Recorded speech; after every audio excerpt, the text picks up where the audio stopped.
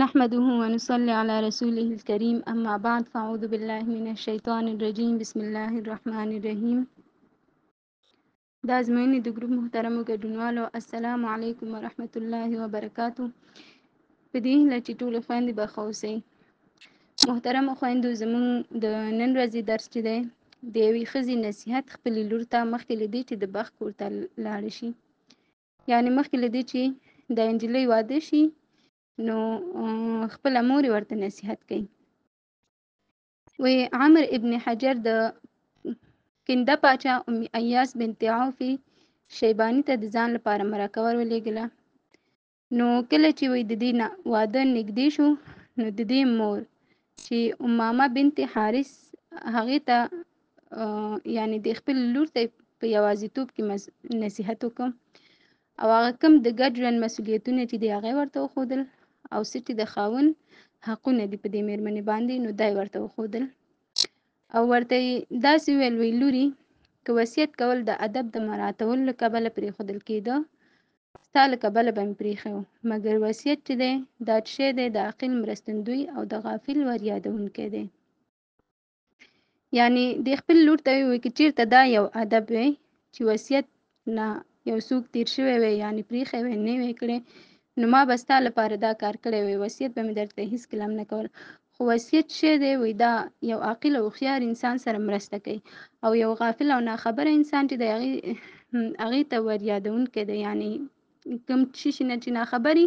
نو که چېرته د هغې په هکله ورته کوم ښه وصیت شوی نو هغه ورته ور یادېږي. او داسې ورته وفرمایل وی که چېرته داسې ښځه پیدا شوې وی چې د مور او پلار د شتمنۍ له کبله یې خاوند ته اړتیا نه درلودی نو هغه به ته وی.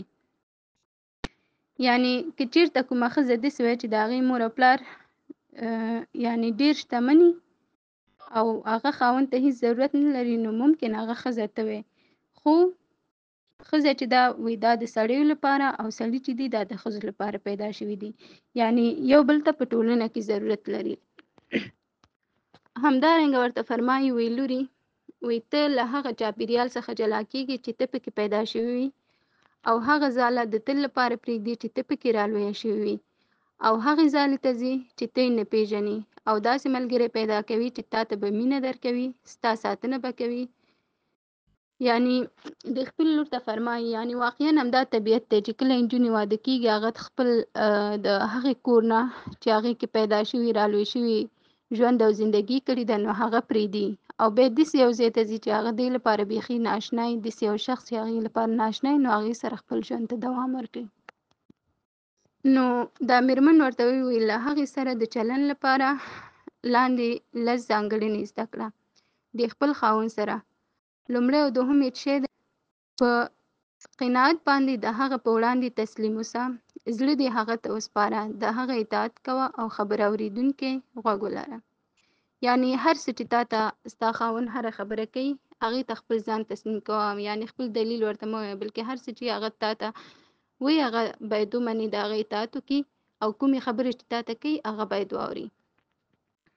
درېیم او څلورم دا دی د هغه د سترګو او د پوزې ساتنه کوه څو یې ستا په بدیو سترګې ونه لګېږي او له غوره شیانو پرته بل شی تر پوزې نه شي.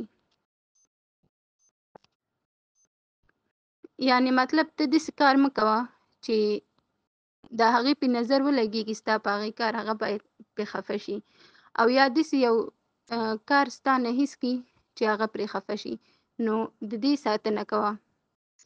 همدارنګه پنځم او شپږم ادب دا دی چې د هغه د خوب او د خوراک وخت ته پاملرنه کوه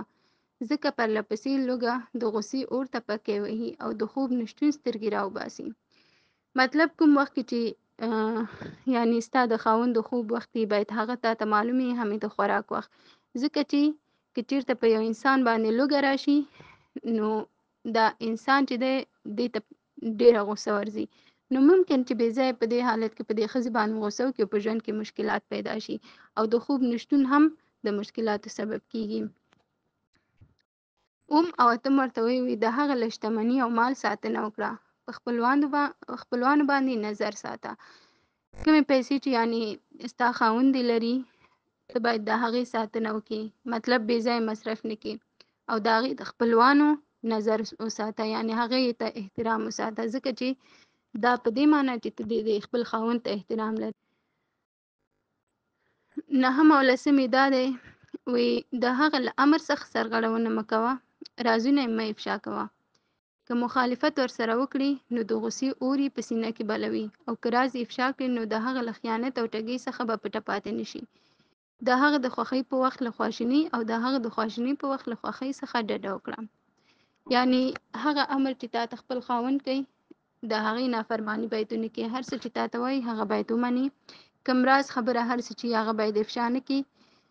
مخالفت ورسره ونه کړي چې هغه تا ته یو کار وایي ته ورته ووایې چې نه زه داسې نه کومه. که چېرته وایي ته د دې راز افشا کړي نو دا چې دی خیانت دی. او کله چې وایي ستا خاوند چې دی هغه خوشحاله وي نو ته ځان داسې مه ښیه چې خفه اوسې، او که چېرته هغه خفه وي نو داسې اظهار مه کوه چې زه خوشحاله یم، ځکه چې دا په دې باندې بد تاثیر لري. نو په دې هیله چې تاسو ټولو خویندې دا عملي کوئ، په خاص ډول هغه خویندې چې واده شوي دي. الله تعالی دې موږ ته د عمل کولو توفیق راکړي.